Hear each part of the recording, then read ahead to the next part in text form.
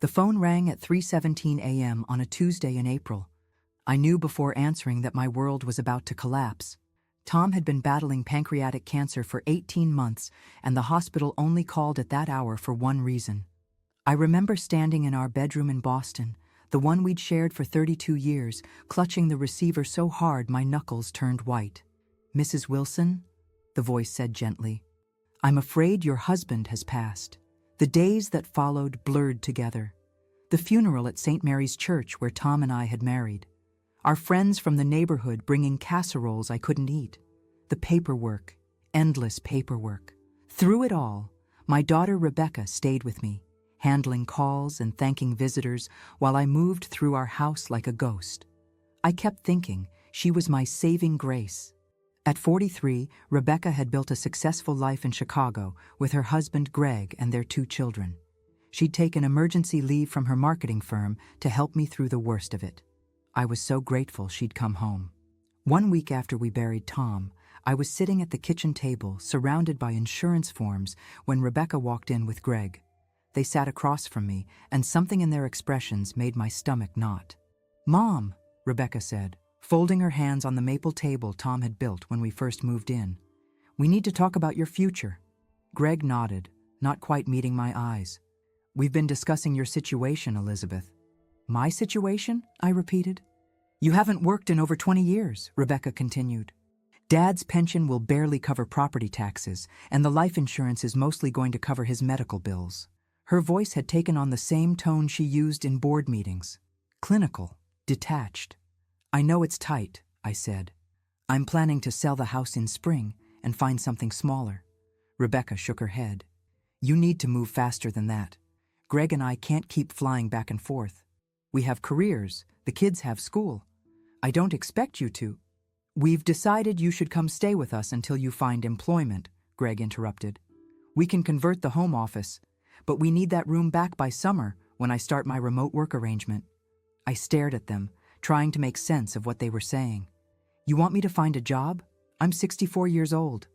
Rebecca's eyes hardened in a way I'd never seen before. "Plenty of people your age work, Mom. Walmart hires greeters, or you could try substitute teaching." The casual cruelty of it left me speechless. This was my daughter, the same little girl I'd nursed through chickenpox and driven to ballet lessons for 12 years. The same young woman whose college tuition Tom and I had paid by taking second mortgages and working overtime. The same person whose wedding had cost us $30,000 we didn't have because she wanted the country club reception. "Either get a job or get out," she said when I didn't respond. "We can't support you indefinitely." I felt something inside me splinter.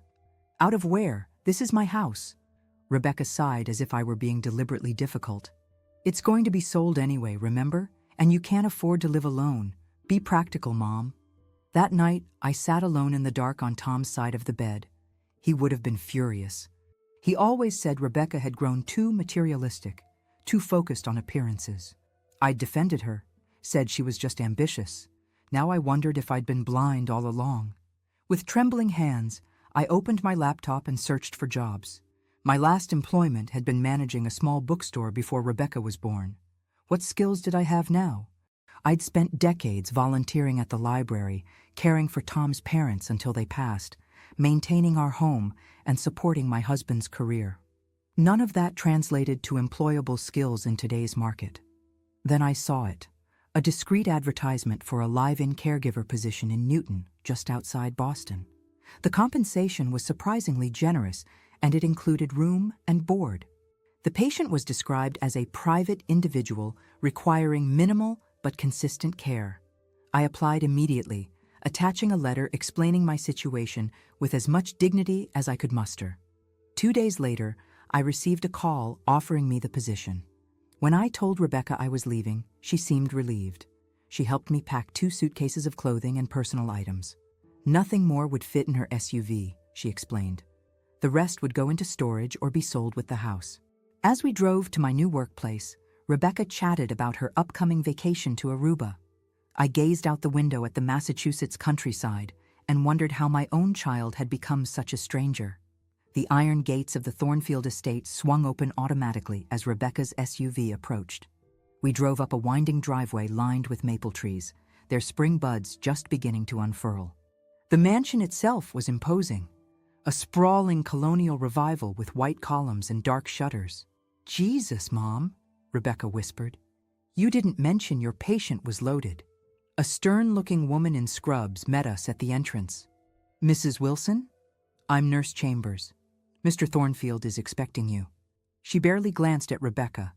Family members aren't permitted inside without prior authorization.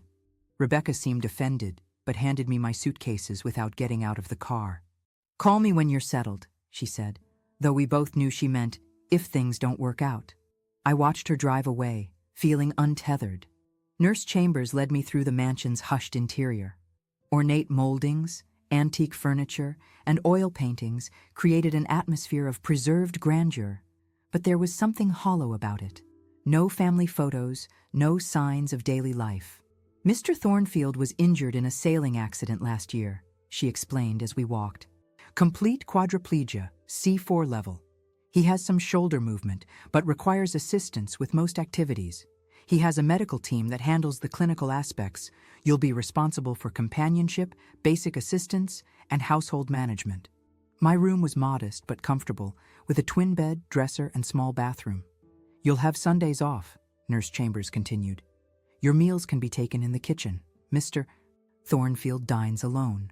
She handed me a typed schedule and a security badge. "One more thing," she added, lowering her voice. "Mr. Thornfield doesn't speak much. Don't take it personally. The accident changed him. I met him that evening. His room was large and clinical, medical equipment blending incongruously with expensive furniture. Daniel Thornfield was younger than I'd expected, perhaps 50, with dark hair streaked with gray and a neatly trimmed beard. He sat in a specialized wheelchair, a blanket covering his legs, his hands resting motionless on the armrests. "Mr. Thornfield, this is Elizabeth Wilson, your new household assistant," Nurse Chambers announced. His eyes, startlingly blue, flickered to my face briefly, then away. He gave no greeting. "I'll leave you to get acquainted," she said, though it was clear no acquainting would happen. I stood awkwardly, clutching my schedule. "I'm pleased to meet you, Mr. Thornfield. I look forward to assisting you." He didn't respond. After a moment, I quietly excused myself. The first week passed in mechanical routine. I brought his meals, adjusted his blankets, read him the Boston Globe, though he never commented, and kept his living spaces tidy. The medical staff handled the intimate care, for which I was grateful. Mr. Thornfield remained silent except for occasional one-word responses. Yes, no, later. I learned his routine quickly. Morning physical therapy at 9, lunch at noon precisely. Business calls, conducted through an adaptive headset, on Tuesdays and Thursdays. His brother, James Thornfield, visited on Wednesday afternoons, closeting himself with Daniel for exactly 1 hour before departing, without acknowledging the staff. On my 7th evening, I was bringing Daniel's dinner tray when I noticed something unusual. The security camera in the hallway outside his study had been covered with a hand towel. The study door, normally locked, stood slightly ajar. As I passed, I heard voices, James Thornfield and another man. "The neurologist's report is perfect," the unknown voice was saying. "Combined with the psychiatric evaluation, we've got solid grounds for the competency hearing." "Daniel's still lucid enough to contest it," James replied. "That's why we need to move quickly. Once we transfer the majority holdings to the offshore accounts, we can proceed with the conservatorship." "And the care facility?" "I've already put down a deposit. Nothing fancy. He won't know the difference anyway. We'll tell the staff it's a temporary arrangement while the house is renovated." I froze, dinner tray trembling in my hands. They were planning to declare Daniel mentally incompetent, seize his assets, and institutionalize him. The casual cruelty of it was breathtaking. "What about the new household help?" the second man asked. "The old woman? She's nobody, just another desperate retiree who couldn't make ends meet. She'll be gone with the rest when we close the house."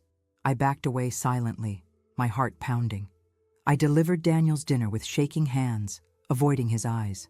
He seemed to notice something was wrong, watching me more intently than usual. That night, I couldn't sleep. The conversation replayed in my mind.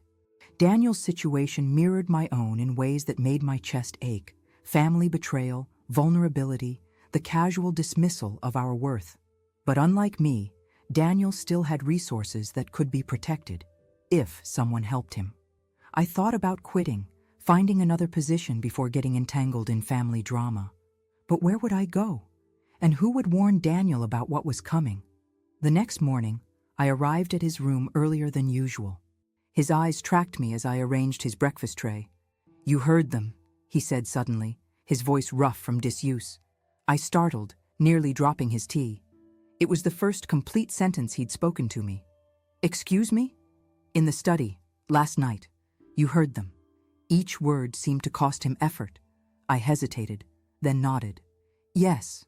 His eyes, intelligent, pained, and fully aware, held mine. "They think I'm broken. Useless."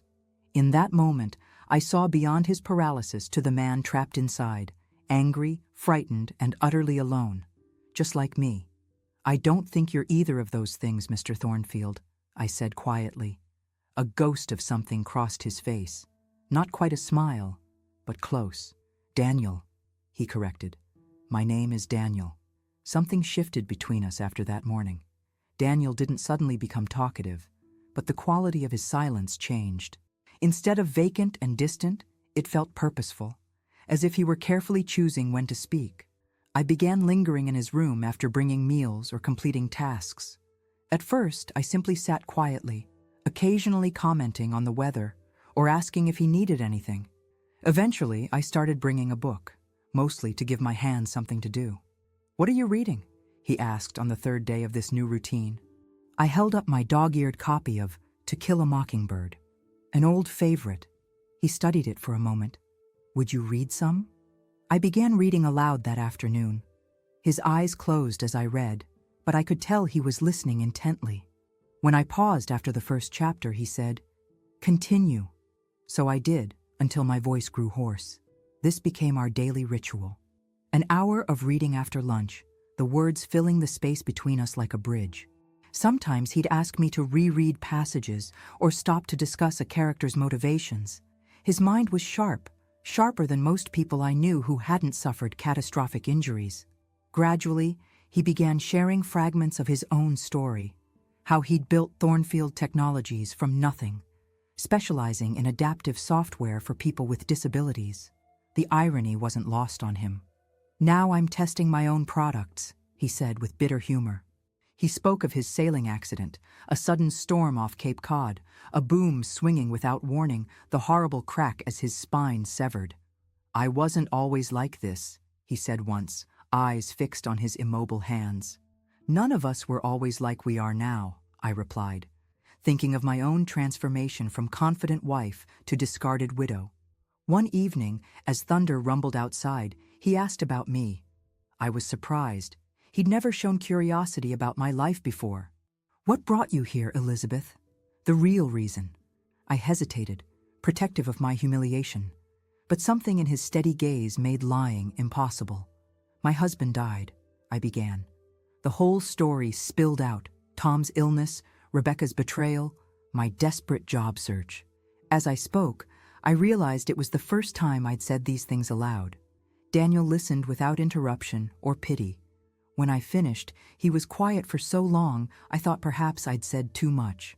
"We're quite the pair," he finally murmured, "betrayed by the people who should have protected us." After that night, we developed a shorthand of sorts, small gestures and brief words that conveyed more than lengthy conversations. I learned to interpret his micro-expressions, the slight tightening around his eyes that meant pain, the barely perceptible nod that signaled agreement. I started keeping a small notebook, jotting down his preferences and observations. He liked his coffee black, but tea with milk. Classical music in the morning, jazz in the evening. Windows open when possible, regardless of weather. I noted when the medical staff changed his medications and how they affected him. But I also recorded other things. Comments about his business, passing references to accounts and properties, the names of board members he trusted and those he didn't. I wasn't being sneaky. I was collecting armor for him, piece by piece. Meanwhile, James visited more frequently, always with his lawyer, Martin Reeves. They would close the door to Daniel's room, emerging an hour later with documents for him to sign, using an adaptive device strapped to his wrist. I'd watch Daniel's face during these visits, impassive to anyone who hadn't learned to read him as I had, but to me, clearly seething with suppressed rage and helplessness. "They want me to sign over my voting shares," he told me after one such visit. "They're claiming it's to simplify business operations during my recovery." I set down the book I'd been about to open. "And if you refuse? They'll proceed with having me declared incompetent. James has already spoken to my doctors." His voice was flat. "My condition makes me an easy target. Depression is common with spinal cord injuries. They're building a case that I'm mentally unfit." I thought about this as I adjusted his blanket. "The staff here, who hired them?" "James arranged everything after the accident." That explained the coldness, the clinical atmosphere. Everyone here reported to James, not Daniel. Everyone except me. "What if you had your own medical evaluation?" I suggested, "and legal representation?" He gave me a weary look. "I can't exactly drive to appointments, Elizabeth, and anyone I call, James would know immediately." I nodded, understanding the problem. Daniel was essentially a prisoner in his own home, surrounded by people loyal to his brother. That night, I made a decision. I went to Daniel's room after the evening nurse had left. "I need access to your files," I said without preamble. "And your passwords." He looked startled. "Why?" "Because they're monitoring your calls and emails, but they're not monitoring mine. I'm just the old lady who brings your meals, remember? Nobody important."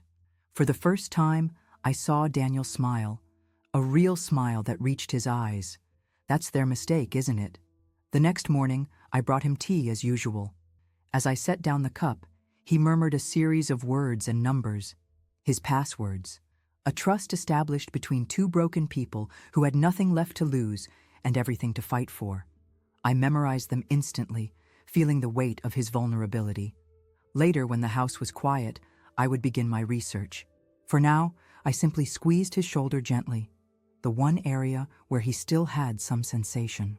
"We'll get through this," I promised. "Together." The Thornfield estate maintained a rhythm that made my covert activities easier. Nurses changed shifts at 7. The cleaning staff never entered Daniel's wing after 3. James visited only on Wednesdays. I learned to use these patterns to my advantage. Using Daniel's credentials, I accessed his personal computer late at night while the house slept. What I discovered made my blood boil. James had been systematically siphoning funds from Daniel's accounts since the accident. Small amounts at first, then larger transfers disguised as medical expenses or property management fees. He'd created a paper trail suggesting Daniel's mental decline, emails supposedly from Daniel with increasingly erratic content, medical reports with subtle exaggerations. I documented everything meticulously. When Daniel was alone, I would whisper my findings, watching his jaw clench with controlled fury. We developed a shorthand for these conversations.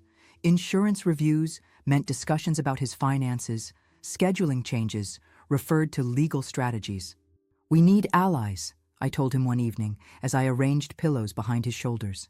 "Someone who knew you before the accident, who isn't on your brother's payroll." Daniel was quiet for a moment. "Michael Donovan," he finally said. "My former CFO. We had a disagreement before my accident. He wanted to take the company public. I didn't. He left, but he's honest. Probably the only person who knows the business as well as I do. How do we contact him without James knowing?" Daniel's eyes flickered to his adaptive computer. "Personal email. Password is Catalina 2018, my old sailboat's name." That night, I sent a carefully worded message to Michael Donovan, requesting a meeting about consulting on accessibility adaptations for a private residence. Nothing that would raise red flags if intercepted. Donovan responded the next day, agreeing to meet at a cafe in Cambridge. I told the house manager I needed to run personal errands, a vague excuse that no one questioned. The elderly caregiver buying toiletries wasn't worth monitoring. Michael Donovan was a trim, precise man with silver-rimmed glasses and a cautious demeanor. He studied me with obvious confusion when I approached his table. "Mr. Donovan, I'm Elizabeth Wilson. I work for Daniel Thornfield." His eyebrows rose. "You're not what I expected." That's rather the point, I replied, sliding into the seat across from him. No one pays attention to women my age. Makes me the perfect messenger.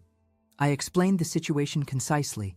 James's plans, Daniel's isolation, the manufactured evidence of incompetence. Donovan listened without interrupting, his expression growing darker. I knew James was ambitious, but this... He shook his head. How is Daniel really doing? Physically limited, but mentally sharp, angry, determined. Donovan leaned forward. What do you need from me? Legal and financial expertise, access to records James might have hidden, and witnesses who can testify to Daniel's competence. He nodded, already pulling out his phone. I can help with all three. But we need to move quickly. Competency hearings can be expedited when there's a claim of financial exploitation. Over the next 2 weeks, Donovan became our secret ally. He connected us with Patricia Winters, a sharp-eyed attorney specializing in elder law and disability rights. Together, they built a counteroffensive while I served as the conduit between them and Daniel. I smuggled documents in grocery bags and tucked flash drives into my knitting basket. The night nurse wondered why I'd suddenly taken up knitting. I told her it calmed my arthritis. She never suspected the half-finished scarf concealed financial records and legal briefs. Daniel grew stronger as our plan developed. Not physically, his paralysis remained unchanged, but his spirit reignited. He began challenging James during his visits, asking pointed questions about company decisions, requesting formal financial reports. James dismissed these as confused ramblings, but I could see uncertainty in his eyes. His once compliant brother was pushing back. Our greatest challenge was preparing Daniel for the competency evaluation. Patricia arranged for an independent neurologist and psychiatrist to assess him, but we needed Daniel to demonstrate not just lucidity, but business acumen. Every night after the staff left, I conducted mock interviews with Daniel, asking increasingly complex questions about his business operations, financial history, and future plans. We reviewed company spreadsheets and quarterly reports. I recorded these sessions as evidence, capturing Daniel's clear, strategic responses. "You're a natural lawyer," Daniel commented during one of these sessions. I laughed. Just a mother who spent decades mediating family disputes and managing household crises. Not so different from corporate governance, really. One night, as our preparation session ran late, Daniel said something that caught me off guard. "If we succeed, when we succeed, what will you do, Elizabeth?" The question startled me. I'd been so focused on the battle ahead that I hadn't considered what would come after. "I suppose I'll find another position," I said carefully. Daniel held my gaze, his blue eyes intent. "Or you could stay." Before I could respond, his adaptive phone buzzed. An alert from Michael Donovan. James had scheduled the competency hearing for the following Thursday, much earlier than we'd anticipated. "He's rushing it," Daniel said grimly. "He must suspect something." I gathered our practice materials with steady hands, though my heart raced. "Then we'll be ready sooner." "We've prepared for this, Daniel." As I turned to leave, he called my name softly. "Elizabeth, thank you for believing in me when no one else did." I nodded, suddenly unable to speak past the tightness in my throat. In the dark hallway, I leaned against the wall, overwhelmed by the realization that this fight had become about more than survival for both of us. It had become about reclaiming our dignity, our agency, our futures. And perhaps, though neither of us had acknowledged it, something else was growing between us, something I hadn't dared to name. The Massachusetts Probate and Family Court building in Boston stood imposing against the slate-gray sky, rain pelting its brick facade. I sat beside Daniel in the adapted van, watching droplets chase each other down the window. His medical transport team waited outside, umbrellas ready. "Nervous?" I asked, adjusting his tie. We'd chosen a charcoal suit that morning, professional, but not ostentatious. Patricia had advised against anything that might appear too calculated. "Terrified," Daniel admitted quietly, "but ready." The courtroom was smaller than I'd imagined, wood-paneled and solemn. James and his lawyer sat at one table, both in expensive suits, exuding confidence. Patricia Winters met us at the other table, her silver hair pulled back in a severe bun, her handshake firm. "Remember," she murmured to Daniel, Judge Hernandez is fair but formal. Answer directly. Make eye contact. James approached before taking his seat, his smile not reaching his eyes. Daniel, I wish you'd reconsider this circus. It's not good for your health to be dragged out like this. Concerned about my health now, James? Daniel replied evenly. That's new. James's gaze flicked to me, dismissive. I see you've brought your housekeeper, Mrs. Wilson is here at my request, Patricia interrupted, as a witness to Mr. Thornfield's daily functioning and decision-making capacity. The judge entered, and proceedings began.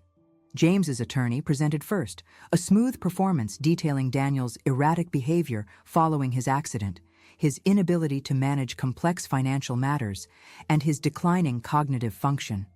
Medical experts testified about depression and cognitive impairment common in spinal cord injury patients. Business associates described vague instances of confusion in Daniel's communications. Through it all, Daniel remained composed, his eyes steady. Only I noticed the tension in his jaw, the slight tremor in his right shoulder, his tells when anger threatened to overwhelm him. When Patricia began her counter-argument, the atmosphere in the courtroom shifted. She presented financial records showing James's systematic transfers, email timestamps proving Daniel couldn't have sent the erratic messages attributed to him, and testimonials from long-term business partners affirming his continued acumen. Michael Donovan's testimony was particularly damaging to James's case. He detailed specific instances where James had misrepresented Daniel's wishes to the board, presented fabricated financial projections, and undermined client relationships. When my turn came, Patricia guided me through gentle questions about Daniel's daily routine, our conversations about current events, his business discussions. I described his clear decision-making, his strategic thinking, his awareness of his limitations and strengths. James's attorney approached for cross-examination, his smile condescending. Mrs. Wilson, what formal training do you have in assessing cognitive function? None, I replied honestly. And your background in business finance? I managed my family's budget for 30 years and helped my husband run his contracting business. He smirked. Hardly qualifications to evaluate a CEO's capacity. I met his gaze steadily. I've raised a child, cared for dying parents, navigated healthcare systems, and rebuilt my life after losing everything. I recognize competence when I see it, counselor. The attorney faltered momentarily before recovering. Mrs. Wilson, isn't it true you desperately need this job? That you'd say anything to keep your position? I felt heat rise in my cheeks. I took this position because I needed work. Yes, I'm testifying today because it's the right thing to do. And you expect us to believe you have no personal interest in the outcome of this hearing? Before I could answer, Daniel spoke. Objection. This line of questioning is inappropriate and irrelevant. Judge Hernandez raised an eyebrow. Mr. Thornfield, your attorney should make objections. My apologies, Your Honor, Daniel replied. But Mrs. Wilson's character isn't on trial here. Mine is. The judge studied Daniel for a long moment, then nodded. Sustained. Counsel, move on. The final portion of the hearing was Daniel's own testimony. Patricia had prepared him well, but nothing could fully ready him for the emotional weight of defending his own autonomy. Using his adaptive controls, Daniel positioned his wheelchair directly before the judge. Your Honor, he began, his voice quiet but unwavering. I won't pretend my accident didn't change me. It did, profoundly. I've had to relearn how to breathe, how to communicate, how to lead when I can no longer physically do many things for myself. He paused, gathering strength. But my mind remains my own. My judgment remains sound. What my brother describes as confusion was grief. What he labels incompetence is my refusal to surrender control of the company I built, a company dedicated to creating technology for people like me. Daniel's gaze moved to James. The real issue isn't my capacity. It's that my priorities shifted after my accident. I'm more committed than ever to developing adaptive technologies, while James wants to pivot to more profitable consumer products. This isn't about protecting me. It's about controlling Thornfield Technologies. For 2 hours, Daniel answered questions about his business operations, financial decisions, and future plans. He recalled specific meetings, quoted revenue figures, and outlined expansion strategies with remarkable precision. By the end, even James's attorney had stopped trying to trip him up. Judge Hernandez called a recess to review all evidence before ruling. In the hallway, Patricia looked cautiously optimistic. "He's impressed with you, Daniel. I can tell." James approached with his attorney, his expression tightly controlled. "That was quite a performance, Danny. Really pulled at the heartstrings." "It wasn't a performance," Daniel replied. "But I understand why you'd think so. Authenticity was never your strong suit." The judge's decision came more quickly than we'd expected. We filed back into the courtroom, tension thick in the air. "Having reviewed all testimony and evidence," Judge Hernandez began, "I find no compelling reason to declare Daniel Thornfield incompetent. He has demonstrated clear cognitive functioning, decision-making capacity, and awareness of his financial and business affairs." Relief washed through me. Daniel's eyes closed briefly, his composure finally cracking. "Furthermore," the judge continued, "evidence presented raises serious concerns about financial impropriety on the part of James Thornfield. I am ordering all assets transferred, since Daniel Thornfield's accident be frozen pending investigation. Additionally, I am granting the restraining order requested by Mr. Thornfield's counsel." James stood abruptly, face flushed. "This is absurd. I've done nothing but try to protect my brother's interests." "You've done nothing but try to steal from me," Daniel said quietly. "It's over, James." As we left the courthouse, rain still falling steadily, Daniel reached for my hand, a gesture he rarely attempted given his limited mobility. His fingers brushed mine briefly. "We won," he said simply. "Yes," I replied, my throat tight with emotion. "We did." The weeks following the hearing brought swift changes. James resigned from the board of Thornfield Technologies amid investigations into financial misconduct. Daniel's medical team was replaced with specialists of his choosing. The mansion's atmosphere transformed as loyal staff were hired and security systems updated. Throughout it all, I maintained my role as Daniel's assistant, though the nature of our relationship had evolved beyond simple employment. We'd become partners of a sort. He valued my insights on business matters, and I found purpose in helping rebuild what his brother had nearly destroyed. One evening, as autumn painted the Massachusetts countryside in amber and crimson, Daniel asked me to join him in his study, a room I'd only entered furtively before. "I have something to discuss with you," he said, maneuvering his wheelchair behind an antique desk. "A proposition." My heart stuttered. After Tom's death, I'd sworn off emotional entanglements, focusing instead on survival. Yet Daniel had become important to me in ways I hadn't anticipated. "I'm listening," I said carefully. He pushed a folder across the desk. "I've established a new foundation, the Thornfield Accessibility Initiative. Its mission is developing and distributing adaptive technologies for people with disabilities who can't afford them." I smiled. "That's wonderful, Daniel. I'd like you to run it." I blinked, certain I'd misheard. "I don't have any experience in—" "You have exactly the experience needed," he interrupted gently. "Compassion, integrity, the ability to see potential where others see limitations." His eyes held mine. "You believed in me when no one else did. Now I believe in you." The offer was generous, a substantial salary, an apartment in Cambridge, and meaningful work. Yet something else in the folder caught my attention, a legal document transferring property in Boston's suburbs to the foundation, my former home. "I don't understand," I whispered, touching the deed with trembling fingers. Daniel's expression softened. "Your daughter put it on the market after moving your things to storage. My real estate team noticed it. The address was in your employment records." He hesitated. "I hope I haven't overstepped." Tears burned behind my eyes. "You bought my house?" "The foundation did. What happens to it now is your decision." A wave of emotion crashed through me. Grief, gratitude, and something like power. For months I'd focused on Daniel's battle while setting aside my own wounds. Now, unexpectedly, I had choices. That night, I couldn't sleep.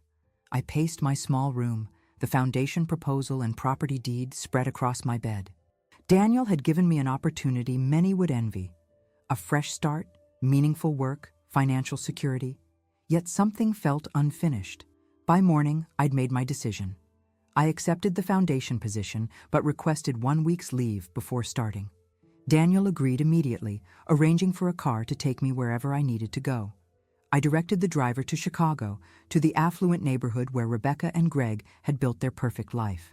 The journey gave me time to rehearse what I would say, but nothing prepared me for the jolt of seeing my daughter's home, a sprawling Tudor revival with manicured gardens and a 3-car garage. Rebecca opened the door herself, her surprise quickly masked by a practiced smile. "Mom, this is unexpected." Her gaze took in my appearance, the tailored navy suit I'd purchased for the hearing, the pearl earrings that had been my mother's. "May I come in?" I asked, my voice steadier than I'd expected. Her living room was impeccably decorated in the neutral palette she'd always preferred. I declined her automatic offer of coffee, choosing instead to sit in a pristine armchair facing her. "You look different," she ventured. "How's the caregiving job?" "Completed," I replied.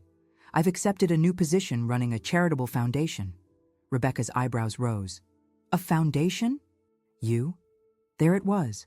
The dismissal, the incredulity that I could be more than what she'd decided I was. Once, it would have wounded me. Now, it merely confirmed what I needed to do. "I've come about the house," I said, removing an envelope from my purse. "My house?" Rebecca shifted uncomfortably. "We've already accepted an offer. The closing is next week." "No, it isn't." I handed her the envelope. "Inside, you'll find documentation showing the Thornfield Foundation now owns the property. You'll also find an itemized statement." "Statement of what?" Her voice had sharpened, wariness replacing condescension. "Everything your father and I provided for you. College tuition at Northwestern, down payment on your first condo, your wedding at the Four Seasons, the loan for Greg's MBA that was never repaid." I kept my tone conversational, as if discussing the weather. "With interest, it comes to just over $320,000. Rebecca's face flushed. "That's ridiculous. Those were gifts, not loans." "The final item isn't a gift or a loan," I continued. "It's the assessed emotional damages for telling your recently widowed mother to get a job or get out 1 week after her husband's funeral." She stood abruptly. "This is absurd. You can't possibly expect—" "I don't expect payment," I interrupted calmly. "I've already collected. The foundation is converting the house into a residence for families of patients undergoing long-term medical treatment in Boston. Construction begins next month." The color drained from Rebecca's face. "You can't do that. We've already spent the money from the sale." "That's unfortunate, but not my concern." "Mom, be reasonable," she pleaded, her voice softening to the tone she'd used when asking for things as a teenager. "We can work something out. Maybe you could stay with us for a while. The kids miss you." The manipulation was so transparent it almost made me laugh. "I'm not here to negotiate, Rebecca. I'm here to inform you of a decision that's already been made." I stood, smoothing my skirt. "The same courtesy you extended to me." As I turned to leave, she grabbed my arm. "You're punishing me because I was practical? Someone had to think about the future." I gently removed her hand. "No, Rebecca. I'm showing you there are consequences to discarding people when they're no longer useful to you." I met her gaze directly. "You taught me that." The drive back to the airport was quiet. I watched Chicago's skyline recede, feeling neither triumph nor bitterness, just closure. The past couldn't be changed, but I'd reclaimed my dignity, my purpose, my voice. Daniel was waiting when I returned to Massachusetts, a simple dinner arranged in the mansion's sunroom. He didn't ask about my trip, and I offered no details. Instead, we discussed plans for the foundation, properties being evaluated for adaptation, potential partnerships with hospitals. As evening settled around us, Daniel grew quiet. "Are you happy with your decision?" he finally asked. "About the house?" I considered the question carefully. I don't know if happy is the right word. Resolved, perhaps. I looked out at the garden, where autumn leaves danced in the twilight.